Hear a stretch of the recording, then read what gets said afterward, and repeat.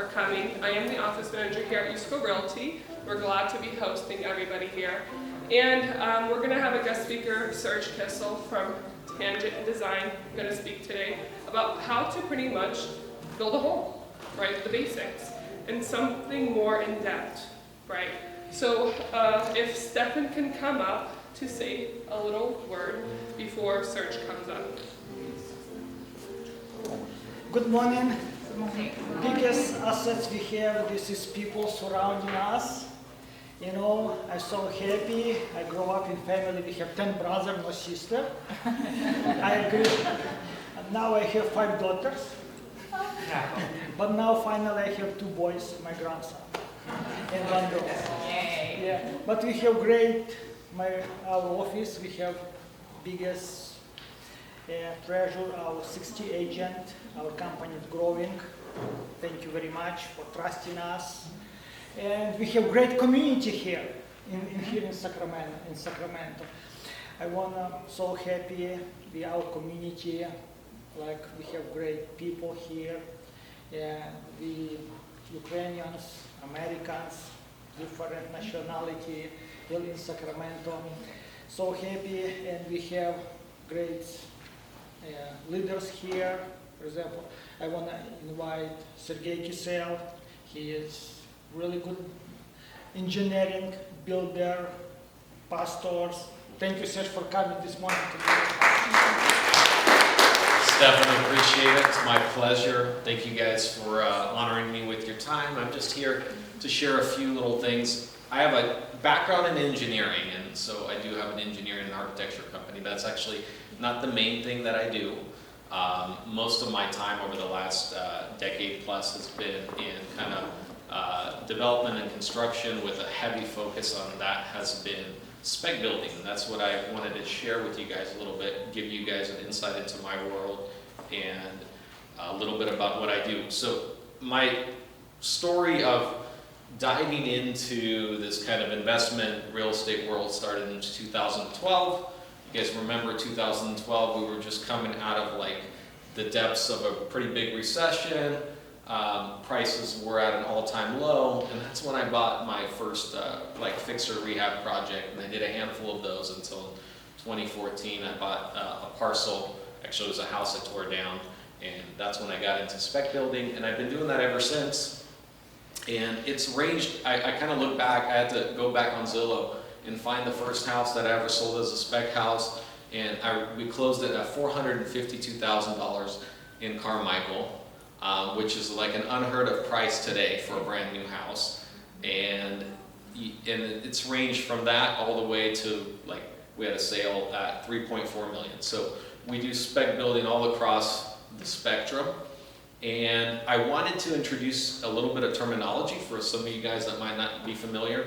So we hear things like custom home. What is a custom home? Custom home is a home that is customized for the customer. It's designed per their desires, whatever they want, floor plan, finishes, and it's built by a contractor for the customer, hence the word custom. There's semi-custom homes, so there's builders who build certain homes, they have floor plans for them, and they know exactly what they cost, plus or minus, and those builders will allow you to do minor modifications on those homes. Finishes, maybe some elevation changes, materials that you choose. That's a semi-custom home. Still built for a client, still built for a customer. Then what we know is as the tract home, right, or production home. That you go into a subdivision and call them cookie cutter houses. There's 3 or 4 models, and they pound them out, usually smaller lot sizes. You don't customize a whole lot. There might be a few things you choose on finishes, but they look really close to identical, but they're affordable because production and volume allows the builder to really control costs. And then there's what we call a spec home, which kind of lands in between everything. A spec home comes from the word speculative, so somebody's getting the lot, they are designing the house, they are building the house, usually choosing all of their own finishes, and then they are selling the house. They're controlling the process. Typically, a spec home is built way faster than a custom home for a client because you don't need to listen to the client and their decisions and design choices. You already know what works, or maybe you don't know what works, but you're trying to figure it out, and then you build that for sale. So that's the industry that I've been in, and right now, about half of my business is building spec homes within the construction development space. So I wanted to start by sharing the story of the project that I lost the most money on. And I want to give you guys the story behind my biggest spec loss. Because I think from these kind of stories we learn the most, at least I did. So number one mistake is I bought a mediocre lot just because it was available. A lot of times we buy stuff that's sitting there on the market. It's not really spectacular, but it's there, and I just bought this mediocre lot. What made it mediocre? It was an upslope lot, going up a hill, not extremely complicated, but just complicated enough to where all the construction costs on it would be significantly more than a flat lot where you can build a slab house. Mistake number two, I bought this lot because of a real estate agent who had an overflow client from a home he had sold a few streets over, who had missed out on this product and wanted something similar to it. But what we know is oftentimes clients have no idea what they want. People who are out there have no idea what they want. So they wanted this house, and with that in mind, we decided to use the same floor plan. And so my second mistake I made is trying to use a floor plan that was custom designed to a downslope lot, built around the shape of a specific lot, designed around the shape of a specific lot, on this house. It seemed easy and seemed intuitive, like I didn't have to reinvent the wheel. The problem is, because of the different topography of the lot, now going up a slope, I had to raise the front of the house, and I had to, basically create stairs to walk up to the front to keep it one single story, because it was a big footprint. And we took the garage of the existing house, made it a bonus room, and then stuck a garage underneath the house because we were hanging 12 feet in the air.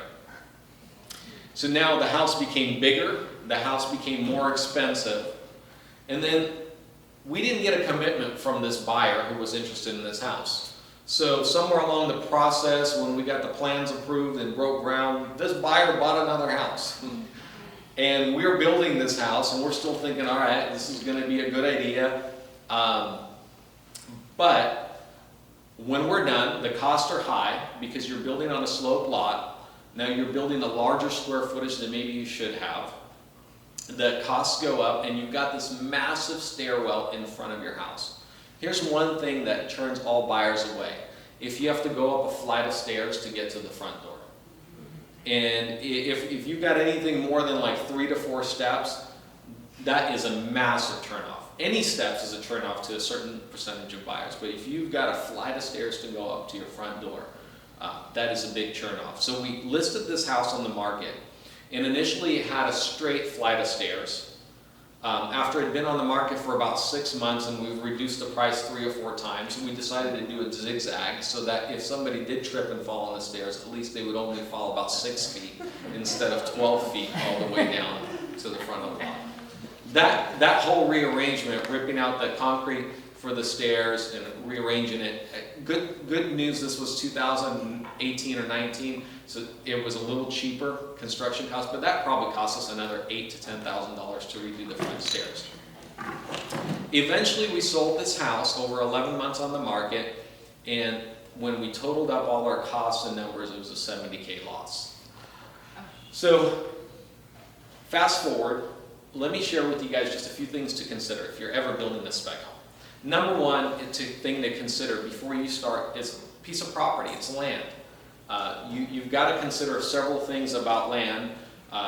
You've got to consider its value. Obviously, location really matters. But beside location, you have to think about what is the entitlement timeline for the piece of property I'm buying. Is this going to require improvements? Is this going to require HOA approval? How difficult is the HOA I'm dealing with? What city am I buying this in? If you're buying something in the city of West Sac, the timeline for approval is very different than you buying something in, for example, the city of Sacramento. And so those are things you have to consider. You have to consider the utilities. Are they there? Are you going to have to bring the utilities from somewhere? We forget about utilities a lot. Recently, kind of in the spec space, as things are changing and adjusting, we realized that like Placer County or rural areas that are serviced by PG&E, our utility costs are significantly increasing. What used to be like an afterthought for us, and we would think that the utilities would cost us $5,000 to $15,000, now costs us between $60,000 and $150,000. And that change just happened over the last 18 months to 2 years. PG&E changed the way they price their utility work, and it's significantly changed. When you buy a lot, you also have to consider price. The typical price for a lot compared to final sales price should be 20 to 25% of the final sales price. If you can get at 20%, you probably got an extremely good deal. If you're at 25%, that's probably the max parameter. If you're paying more than 25% of the final sales price for your lot, you're probably going to be in trouble. And look at the topography. Most of the lots that are available on the market are leftover lots. They're usually really difficult and complicated to build. There's a good reason for that, because they're expensive and they take several things. They take time to build. Remember, timelines are important. We're going to keep coming back to this. They take more time to build, and two, they take more cost to build.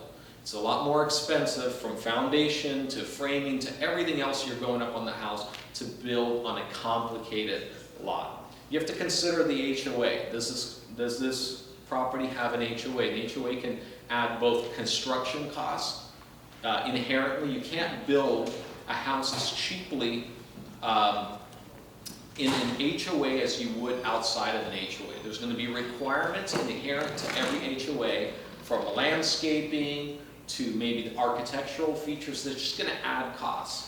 And the more complicated the HOA, the more complicated the cost could be. So, for example, if you've built in very middle-end HOAs, you've been used to just normal concrete tile roofs.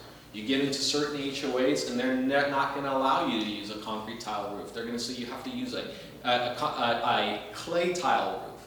Well, before you know it, your roof costs just double. And if you didn't plan for it, it's going to be a surprise. And then lot size. Sometimes people think bigger lot, better lot. Well, what you don't consider with bigger lots is your driveway cost is going to be bigger. Your utility costs are going to be bigger because you're trenching and running utilities a longer distance. Your landscaping costs are going to be bigger. So just a bigger lot, if it's not in a luxurious area with a higher end sales price, is not always a good idea. Next thing you have to consider is house design. And I think this is actually what sets apart good spec builders from bad spec builders. Floor plan matters. I have seen houses sell for significantly less than they could have sold based on square footage when the floor plan doesn't make sense. Either the flow doesn't work, or the very important things are improperly sized. People care about the size of the master ensuite. Not so much even the master bedroom, the master ensuite, closet, bathroom. People care about the size of the laundry, and people care about the size and the functionality of your kitchen.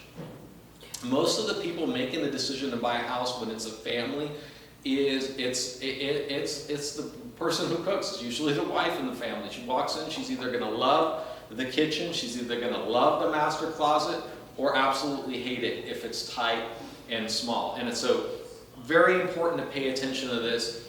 Design what people like. And if you are new to the business, find a plan that's functional, works, that's been built before, that you get to walk, see, and be like, oh, this actually works. In fact, my first spec house that I built, I reused a plan. Now I consistently reuse plans that work for several reasons. I know which plans are cheaper to build, and I know which plans people like. Find a balance when you're building between nice and cost efficient. Because every area has a different ceiling. And so certain things, if you make a house really, really nice, but the overall sales price isn't great, you just won't get the money back. If you've got a $3 million home, the level of nice has to be higher because your clientele is different. They're more demanding. They've probably lived in 5 to 7 houses before. They know what quality looks like. If you're selling a house that's $700,000, you're competing against tract houses. You ever walked in the tract house, the quality usually isn't very great.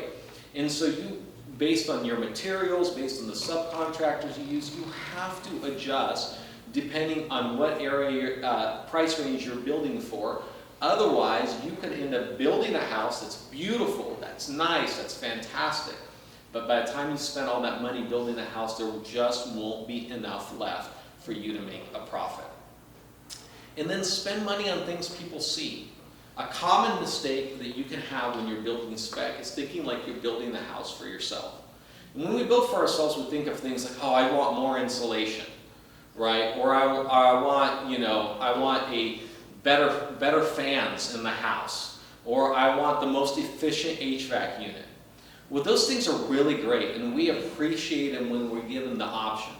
But when people are buying your house, they're not comparing it based on these unseen details.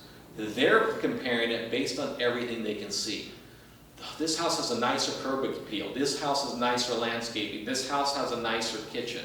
But if you spent stuff on things people can't see, they'll say, awesome.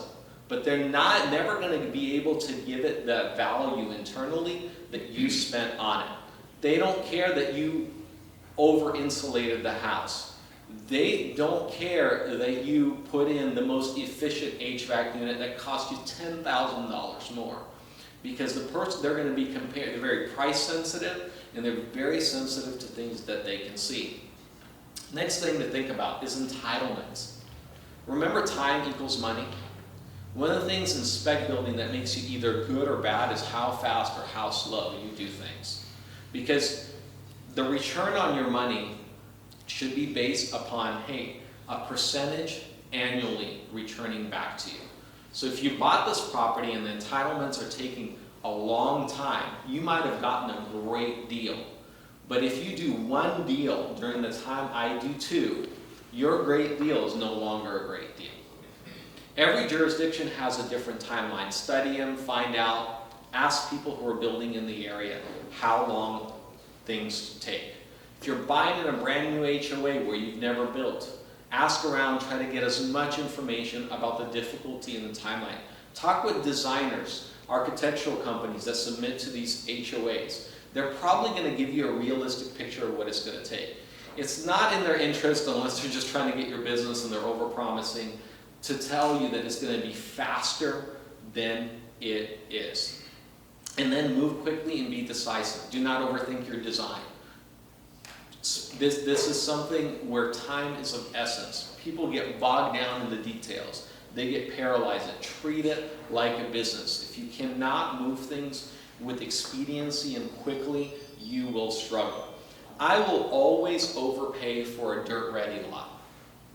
Anything that is ready to build, I'll overpay for it every single day. I don't care how much money somebody is making on me. If the deal pencils out and somebody's held that lot and got it ready for me to build, and I've just got 5 or 6 months timeline to execute and to sell a deal, I will overpay for it.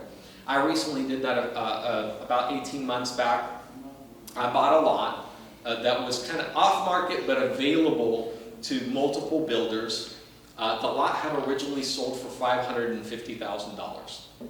And I had kind of an outside opportunity to buy this lot initially, and then that opportunity closed, but somebody took it, went through the process, spent about 8 or 9 months, got an HOA approved, got a county approved, got everything approved on the plans, paid an architectural firm, got everything designed, paid a lot of the initial fees for plan check and so on. My guess is they spent about $35,000 getting it up to that point, plus they held $550,000 invested for about 8 to 10 months. I paid $680,000 for that lot. They made money on me. But that's not really a big deal, because I looked at the fact that I started and broke ground on construction the day I closed on the lot. It took us about 6 months to build the lot. The property was on the market for about 45 days before we got in contract, and then it sold. And we ended up selling it for $2.7 million and change. We made a lot more money on that deal than the people who made money on that spec deal. And so here's something that I want to tell, like, anybody who wants to try to get into spec building. I encourage you guys to maybe soft start by buying a deal that's already ready and prepackaged. Let somebody make their money. Obviously make sure that there's still money to be made, but then you have to worry about only one variable: build the house and list it. That's it. There's nothing else you have to worry about before that. Financing. How are you going to build this thing? Some of you who are maybe very conservative and been very wealthy can build it with cash, but that's not true for most people. So how do you get into building your first deal? Well, most people get started by taking like an equity line on some property that they have. They use that and then they leverage it. You can buy land multiple ways. A lot of the deals I buy, it's about 50-50. I get terms on land I buy because there's an entitlement process. I don't want a bunch of cash sitting there parked while I'm entitling this deal. It's going to take me 6 or 9 months or 4 months to entitle this deal. I'd rather pay them 20 or 25% down on the sales price and pay them interest, because in the big scheme of things, in the deal, if the deal's good enough, the interest on a land carry is a drop in the bucket. And then when I'm ready to build, if I have cash, I'll build it with cash, but if I'm still cash poor, I'll refinance it, I'll pay off the land carry, and I'll get a construction loan to build the house. And this is where most of the time private money comes into place, whether it's institutional hard money lenders or people you may know that will invest or get a certain percentage of return. For most of us who get started, it's institutional hard money lenders. If you're in the business long enough and you know enough people, a lot of your funds can come from just private lenders. For them, they're making a great return. For you, it's cheaper because you will oftentimes pay them a market rate, percentage rate, but you don't have to pay all the different garbage fees that come with a hard money loan, like points, inspection fees, and all these other stuff that the title company and so on, and processing fees that get tacked on. So you're paying the same percentage rate. What's usually the difference between if somebody goes, let's say, to US Bank and gets a loan, construction loan from them, in comparison to, let's say, hard money? So I'll get to that right now. And the last one is conventional loan. You can get a conventional loan. Some of you guys are probably going to have to fudge it to get a conventional loan because you have to say it's your personal home, which, you know, that's borderline if you go to sell it. But you can say my intention was to make it a personal home. But the differences in rates, if you're just going to get a conventional construction loan right now, it's going to be probably, depending on your credit and the bank and whatever terms you have, 7 to 7.5%, 8% for construction. You get private money, you're probably going to pay somewhere between 10 and 12%. Now, if you're brand new to the game, your interest rates are probably going to be high because a lot of lenders lend not only on the project, they lend on the individual. Like, you've ever had somebody pitch you a business idea and you're like, well, I'm not investing in the business, I'm actually investing in you. And that's true, and so that's how lenders treat that as well. The one thing that you're probably going to save on a conventional loan is your points. You're rarely going to pay more than 1% points on a conventional loan. When you're getting a private money loan, you're probably going to pay at least 1.5 points all the way to 3 points. Again, depending on your relationships and your reputation and who you know. Now, construction, yeah? The timeline between one and another, is it longer? Does it take longer to go through the process? Typically, a hard money loan is much faster than a conventional loan. Yeah, and the more complicated your finances are, the longer a conventional loan takes. Like, everybody's going to tell you it's going to be 30 days. Yeah, good luck. A conventional loan is going to most likely on a construction is going to be at least 45 days. And it's sometimes, if you've got, like, you're an investor, you've got multiple LLCs, profit and loss statements, all that, 60 days is a realistic timeline for a conventional loan. A hard money loan is going to be 2 to 3 weeks. And if you've got the well-oiled machine, you do this all the time, 2 weeks is usually very standard. Once the loan is approved for conventional, does it take longer than hard money to get the job? Does the process slow down? It doesn't. Actually, I think conventional lenders might have better systems in place for draws than hard money lenders. Hard money lenders have worse systems for draws. Draws are money you get once you've completed a certain amount of work and now you are requesting funds from the lender to reimburse you for the work you've completed. Now construction, this is the question comes up. Do you self-manage the project? So if you have no construction experience, that could be very daunting. If you have no background, like you're not a contractor and this is your first project. The only time I'd say you might want to consider self-management is if you plan to do this professionally, like this is it. You're going all in on this, you're 100% certain that this is the future of your kind of business. You're going to go and get into spec building. But for most people, you're going to hire either a contractor or someone to project manage your project. And there's a few things to consider when you're doing construction. Remember, time equals money. There's cost, but there's time. Everybody thinks about cost because that hits them right up front. But there's time. If you take 9 months to build a project and I take 5 months to build a project, or 4.5 months to build a project, the amount of times I can turn my dollar in every deal increases so much. And this is what a lot of people miss. They're looking to save 5% on their construction costs while increasing the time of construction significantly. Well, initially on that deal, they're going to make more money than me. But over the course of 2 or 3 years, I will be able to increase my profit margin, even having 5% more construction costs, 10% more construction, multiple times over. Because every time they turn their money once, I've turned it 1.5 to 2 times. And so that's something that's super important to understand. Me personally, I started out self-managing. I had some background in construction, but so had a leg up. Now, by no means did I know the process very well. I was learning and feeling things out. I had a few partnerships early on that educated me. I have to say, like, I paid for the privilege of learning. And then, and now I hire out and people manage, but now this is for a different reason, not because I can't do it, but because of scale and my responsibilities are different and I have to do other stuff that if I don't do, then there won't be any projects. And last and kind of final thing is quality control. No contractor is going to fully quality control. As an owner, as somebody who's investing, you have to make sure there's quality control in a project.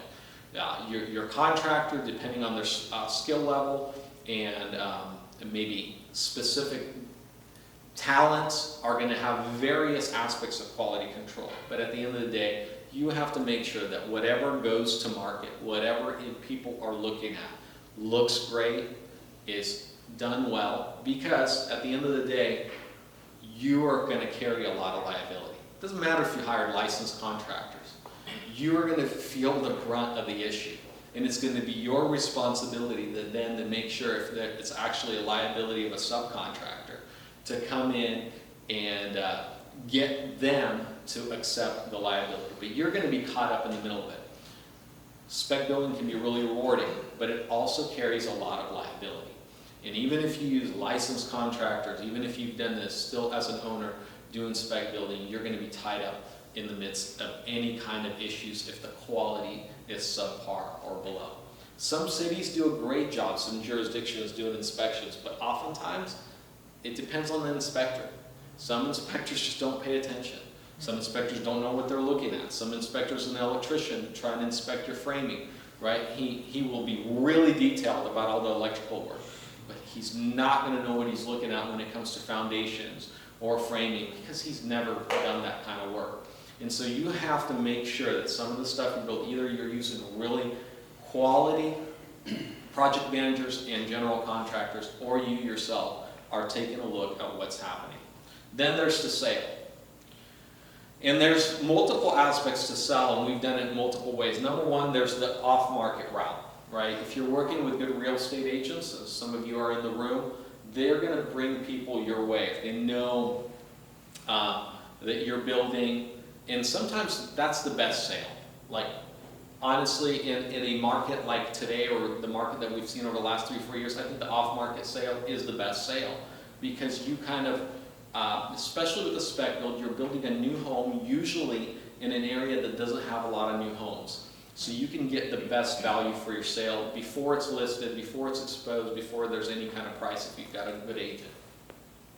The risk with this, though, sometimes when the market's shifting and changing, like it has been in a few years ago, and prices are going up, if you get an off-market deal before you've completed or finished this home, and you agree to a price, by the time you've completed this home, 3 to 4 months later, that home might be worth 5 to 7% more. And the risk and the downside in an up market is you're going to be consistently getting less money. In a flat or down market, you actually get to get a customer in and ahead of time, and kind of set and control the price and create an environment of, hey, this is what this is worth, and the person really wants the house, they take the house. Plus, the upside of that is you don't have to worry about staging, you don't have to remember the time on the market, you finish the house and the house closes. Time in escrow, all that time you get to save if you've got an off-market opportunity. People come in during construction to buy your house because they like it. Then you can list during construction. Like, it's not an off-market, you actually expose your price. There's, this usually invites, unless it's a vastly underpriced asset, usually invites some negotiation from the buyer. And it's a little bit of a different process. There's pros and cons. The pro is you expose your house to the market and people are like, okay, this is out there, I'm interested, and you can get somebody in contract. The con is your house is out there 60 days, 90 days on the market, and before you know it, some people start to, even if it's not a vastly overpriced asset, they start to think, oh man, what is this thing doing on the market? It's got to be something wrong with it. Like, it could be an accurately priced asset, but it's overexposed to the market, and people start to just ignore it. Even when you finished it and relisted it, they looked at it during construction. Most people can't envision a final product. They showed up to your site, it looked like World War III was going on. They almost stepped on a nail. They tripped over lumber strewn across the floor. Like, they just had a bad foretaste of your project, and they're not going to come back to look at it, even though it looks way better later on. But that's just something to consider. There's ups and downs to it. I think there's a certain magic sweet spot of exposing your project just enough and not too much, and at the right stages. Because most people, if you're like a builder, you can walk up to a house, you know what it's going to look like. They don't have the vision you do, and they can't see what the final product will look like. Pricing right is super important. I think especially in a market like today, if you are priced wrong, you can do that slow decline and oftentimes land way lower than you would initially. Sometimes the first client you get is the best client you're ever going to get. So if you price it accurately and you don't turn away the person who's looking for a home immediately right now, you win. If you price it a little too aggressively, you might push away that buyer pool that would buy right now. Meanwhile, time equals money. You've got hard money payments. You've got 3, 4, 5, 6 months on the market where you could use that money to reinvest and build another spec home. These are hidden costs that you never see and never know. But this is what sets apart good spec builders from bad spec builders. Good spec builders turn that dollar again, and they've got another deal in the pipeline. So how do you even price a spec home? Most of the time there's no comps. You're comping against old houses, right? That smell like, 85-year-old grandma and grandpa lived there for 30 years, haven't remodeled. And you're like, all right, how does my house even compare to this? So you're gonna have to really expand your kind of search area and try to look for like neighborhoods. Maybe, for example, if you're building in a place like Loomis, which only sells 30 homes a year, and of those, how many new homes sell there, right? I don't know, newish homes, maybe 5, 7 new homes a year. You might have to look in general, like what's sold in Penryn, what's sold in Granite Bay that's comparable. You know, what are things selling for, like of this size and style in El Dorado Hills and in Folsom. You have to kind of really feel things out. You are making things up. We have had numerous times where we've set a new bar per square foot selling a house, because you kind of have to make it up. You're looking at what it cost you, you're looking at what the replacement cost. If somebody was to go buy a lot and build a house like this, what would it cost them? It's going to cost, construction is going to cost them, number one, more than it would cost you, because as a custom home, it's going to be more expensive across the board for them to build. So it's kind of figuring out, working backwards. Supply and demand. If you've got a unique product and it's really good, it's going to be you're going to get way more per square foot than you've ever gotten before. A few years back, I sold a house that held the record in Citrus Heights as like the most expensive comp for a while. It sold at 1.2 million. We made like a small article at SAC-B and like KCRA 3. People thought it was insane that somebody would list a house for 1.2 million in 2022 in Citrus Heights. But it was a very unique property. It was a flag lot, it was an acre, it had an ADU with like a large oversized shop and garage, and then the main home was 2,400 square feet. And so it was just a unique enough property where somebody was going to buy it. We had patience, we waited on the market, we had constant interest, and after a few kind of offers that were contingent, somebody came in that just sold grandma's property in Santa Monica and had a lot of cash and bought this property.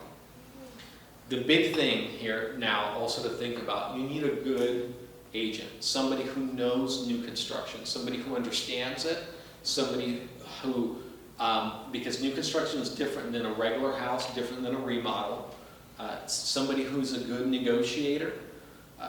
Market's going to expose the product, but helping you, one, price it right, and once you've got an interested party, negotiating it well is super important. And now, kind of go back. You're done. You sold the product. What do you do at the end? Well, you got to evaluate the deal. If you don't evaluate the deal, you're never going to get better. How much effort did this take? Because each project is different. I've built projects which are 3 stories on the side of a hill, like clinging on for dear life, not to, go down the hill. Well, those projects take 3 times as much effort as a simple slab house where the lot's graded out and the utilities are sticking out in front of it. So how much effort, how much time, how complicated was the entitlement process? Like, by the time were you done? Were you like ready to start taking mental health like medication, right? Like, please give me, somehow medicate me. This was so stressful.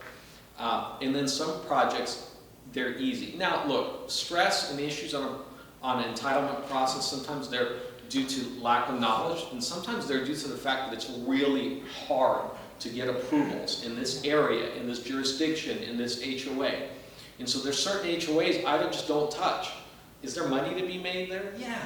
But how much money I'm going to make there versus how much effort I'm going to have to put in to get approval there, it just doesn't make sense. I've been there, I've done that, I learned, I evaluated, I don't want to do it.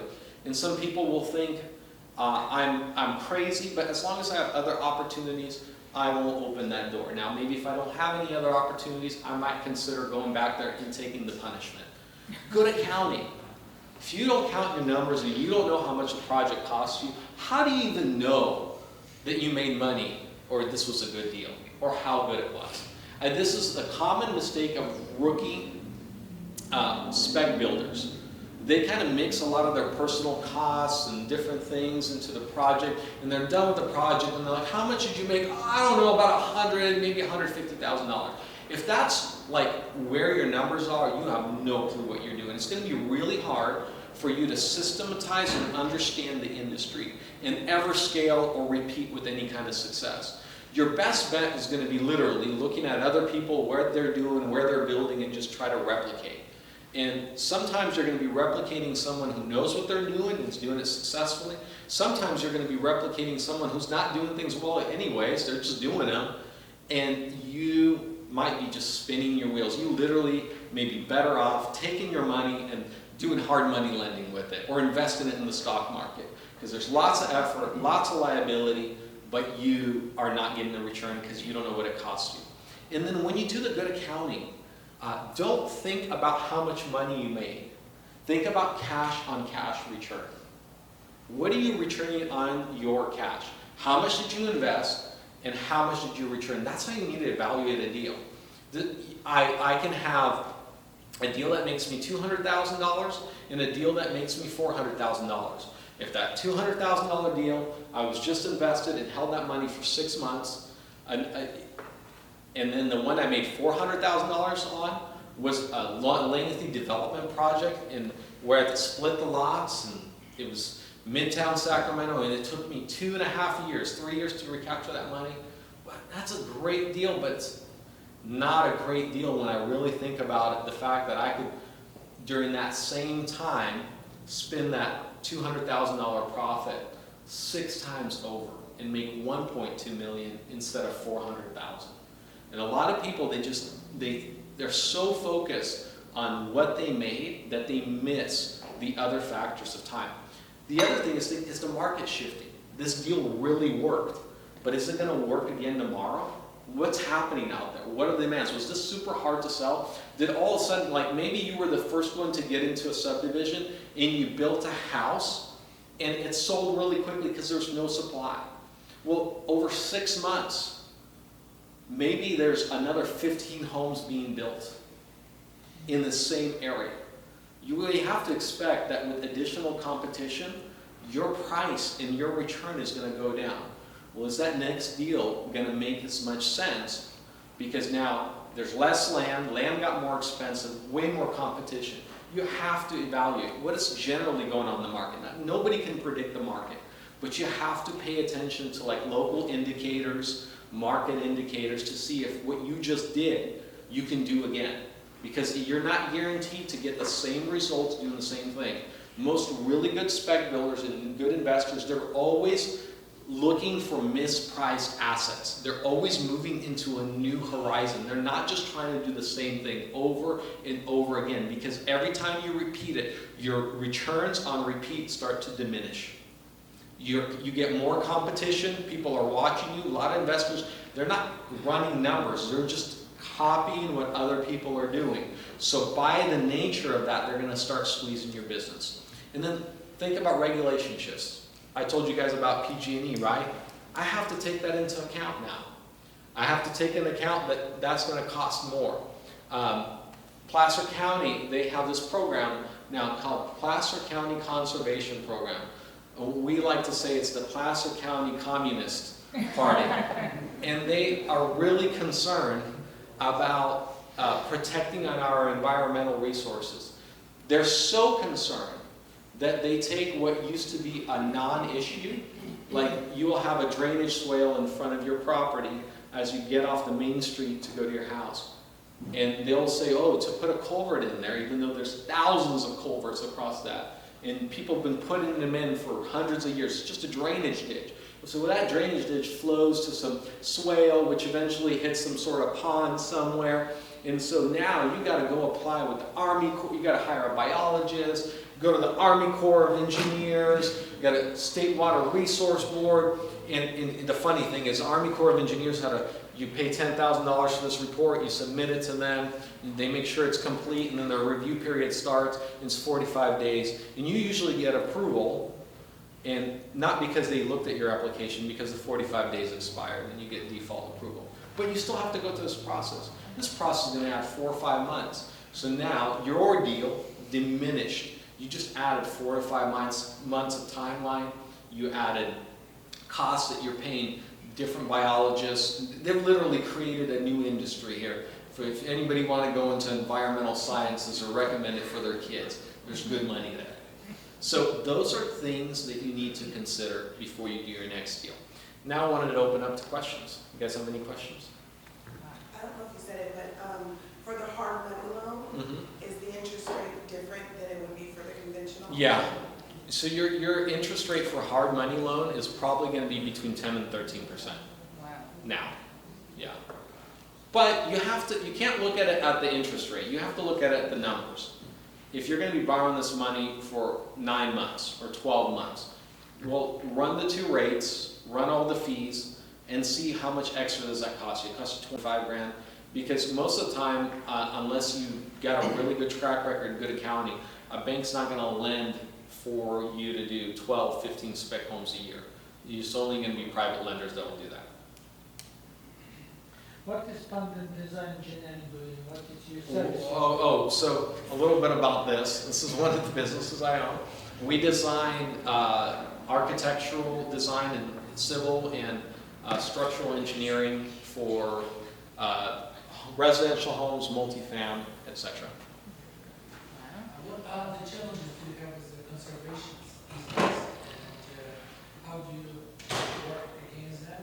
Because I'm working on another side. I'm trying to put properties in conservation because I get the tax credits, and they actually do Well, I'm not really in that industry doing that. So for most of us, we're just trying to get through the red tape of building a home. We're getting it approved. So we're just, depending on where you're at, you have to consider, there's nesting periods. You kind of have to, when you're buying a property, especially if it was recently developed, it usually has what they call are the conditions of approval. And within those conditions of approvals, there's different environmental mitigation efforts that you're going to need to comply with. And a lot of those are seasonal, like nesting periods, all this kind of stuff. You just have to pay attention to those things. You have to read those things. Like, the best way to learn those, because unless you are just really detail-oriented and you love, boilerplate reading at night before you fall asleep, you're not going to catch all the details. You ask other people who've done it before, they'll give you general highlights, and the rest you're going to have to kind of scope out, figure out. It takes a little bit of experience to pick up all these things. You can't learn it all. So some of you guys, if you want to figure out all the equations and know them all before you start, it's kind of impossible, and you will be paralyzed trying to figure it all out before you start. One question, because the place very active right now, the place account, they are trying to do as much as they can. Conservation. Yeah, I think the general gist in California is going to be we're going to be more and more regulated. Yes. Yeah. Thank you so much for your service. Yeah. You did 2 projects for me. I appreciate it. Thank you.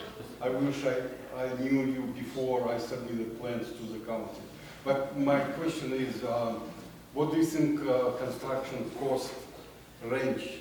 Can you tell us? Well, so I'll share based off the lower end stuff we do, all the high end. So in addition to spec home building, we build multifamily, and excluding permits, I think you can build fairly simple multifamily units, hard cost probably at about 160 to 185 a square foot, depending how simple you go and depending on a few of the factors. We're talking about exclude the entitlement fees, permits, just like And no utilities? yeah, just knock out the house. So basic utilities, if they're already stubbed out, but not paying for sewer taps and Or lower level? yeah. So just for that, that's probably where you can build that. Now, in the construction of a home, there's such a wide range. So it's hard to really say that you can be anywhere from a single family home, if you go on the simple side and you build out you're building out in North Sacramento, Del Paso Heights, you could probably still be for hard construction costs around the 180 a square foot range, excluding permits, etc. But then as you go to nicer homes, some of the homes we're building, if we're doing some backyard stuff, we're doing a really nice high-end home, our hard costs will be about $300 a square foot for nicer homes. Now those can go up because we're building slab houses with grading out the lot. If you're doing sloped, complicated lots with lots of walls, man, that number can just grow indefinitely. Because the more complicated your foundation, your site work, your retaining wall work gets, this is stuff that before you even break ground on your framing, you've thrown away, invested, I guess, hundreds of thousands of dollars, depending on the lot, its complexity. So, and again, the nicer you build, you can do a window package on a 6,000 square foot house that could cost you 60 grand, a nice high-end home, where you can do that same window package with a different window manufacturer for 350,000. So there's a lot, but that's more on the custom side. And spec side, I don't think you should go into buying super high-end products. People will not value them the same way. We're in Sacramento. Some of that really high-end stuff may make sense in like Beverly Hills or in like Atherton, but you're not going to do that here in this 4-county area. These numbers, they don't include the lot cost. Yeah, it doesn't include the lot cost. And no permits. But can you estimate permits approximately? Well, it depends on the area. I know, let's say Sacramento County. So Sacramento County, if you're building like a 3,000 square foot house, you're going to be in the high 60s to 70 grand for permits. Yeah. If you are in a place like West Sacramento or Lincoln, or maybe Folsom, you'll pay a little bit more. Like West Sacramento, you'd probably expect to spend a little over $100,000 on the same permit as you would in Sacramento County. School fees vary a lot in different areas. City of Lincoln is notorious for expensive permit fees. So it just depends on the area, but typically the way I would look at it is you're going to spend between $20 and $30 a square foot on permits. How much, 20 and 30? Between $20 to $30 a square foot on permits, and school fees and all that. Any other questions? Let's check how they listen. If you house 1 million, how much lots should be? 20 to 25%. What's the- $200 to If you sell the $250,000. price 1 million, how much lot should be? Land. Yeah. Oh, land, But if you listen good, 25%? Yeah, 250, how much? 250. 200. Yeah, Yeah, 20 to 25%. If you do more than that, it's going to be hard for you to pencil out. But it could be also unique cases. Okay, All right. thank you. Thank you, Serge. Thank you. It's great to have you again. Hopefully we'll have you again soon. So if you guys have any questions or even possibly need his expertise in engineering, right, or design, reach out to him. He's very well. We love doing business with Serge. Thank you. All right, so we weren't able to get the Ocean Pacific Law Group here today. A little minor emergency, but Lana, Michael, and Estefania, they do rent out an office here. They are attorneys, and I just want to mention what they practice. Feel free to reach out to them anytime. And they do focus in real estate. We do highly recommend them if you do need help. All right. Okay, Alex, if you can come up. So Alex is going to talk about why we have this here. Good morning to everyone. I'm Alex Kravitz. I'm CEO of Arena Lux company. We make LED screens and light equipment in China. Our company already more than 14 years. And from this one moment we are come to USA. We have here official company and we start to make here goods and business, and we want to explain and to show to you how we can use our equipment, because right now all technology is growing up very fast, and we want to show how you can use this equipment with your business and how it can be help to you to make much more stronger your position here. So we want to invite you from Saturday to Sunday, from 3 to 8 o'clock to this office, to USKO. So please, welcome. Thank you so much. Okay, Alex, they make, you see these beautiful screens, they came from, he's very humble person, they 15 years live in China. He has own factory, they make production screen, this one. If this is Saturday, Sunday, they're gonna be here from 3 to like 7, right? 3 to 7, anytime welcome. They show product for you, for your church. If you wanna make your room and from your church on LED screens, welcome here. Thank you so much. Okay, thank you. What a great morning it's been. Thank you for coming and sacrificing the time that you did to come. Great things are happening in the market right now. Unbelievable time to enter the market. The interest rates are holding, folks. Now, you're seeing interest rates at about 6.5 quarter, 6.25, vacillating back and forth. Very strong interest rates, folks. Don't allow the market to get away from you. It's the time to enter into the market with conviction and clarity, to know that the investments are out there, that purchases are out there, repurchases and otherwise, folks. It's an unbelievable market. It's shifting even better into what we want as a strong market out there. So quit listening to the bad news out there. Come to us and understand the good news, and we're here to service and help you. So definitely take a look at, Serge did a beautiful job on the construction and otherwise. A lot of that's going on in this area and so forth, which is another territory for people to enter into. So don't chase the market, folks. Understand the market. Get a hold of a reliable realtor, which we have some great people here at this office who've been blessed with some really forward-thinking people. So with clarity and conviction, let's enter into the market. Again, thank you for entering. There's food in the back, and thanks so much, okay? Take care.